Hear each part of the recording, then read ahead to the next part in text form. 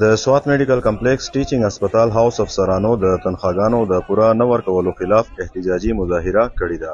احتجاج کوونکي ډاکټران تور لګوي چې د دوی اعزازیه کم ورکول کیږي او د اوږدې مودې راهیسې له دې ستونزې سره مخ دي. هاوس افسر ډاکټر سعد وویل چې د پرلپسې غوښتنو، ملاقاتونو او احتجاجونو باوجود د هسپتال انتظامیې د دوی د مسلې د حل لپاره عملی ګام نه دی پورته کړی. زمونږ سیلري چې کومه ده د کال هغه متعین ده. موږ ته د میاشتې دلته کې راکوي 64,000 روپۍ. کم چې زموږ حق جوړېږي هغه دی 75,600 روپۍ. په دې کې د پاکستان میډیکل ډینټل کونسل 2023-2025 کلاس 18 ریګولیشن موجود دي. په دې کې وفاقي متصوب موجود دی. په دې کې نور کوډ اډر موجود دي.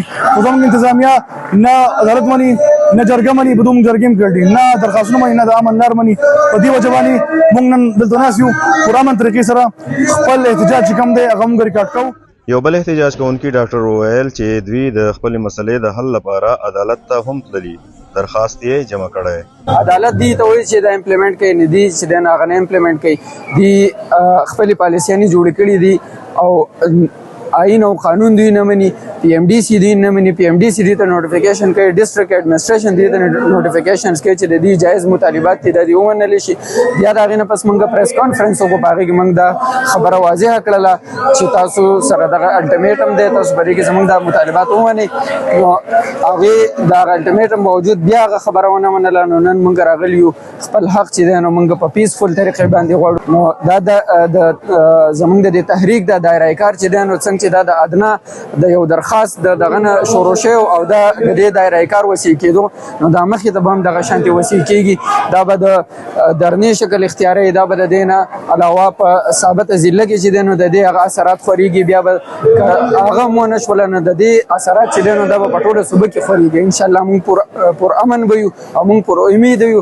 موږ به خپل حقوق چې دی نو دا انشاءالله ترلاسه کوو. د هسپتال ډایرکټر یاسر اقبال وویل چې هاوس جاب کوونکي ډاکټران عدالت ته تللي چې لاسه فیصله نه شوي تر هغې موږ څه نشو ویلی.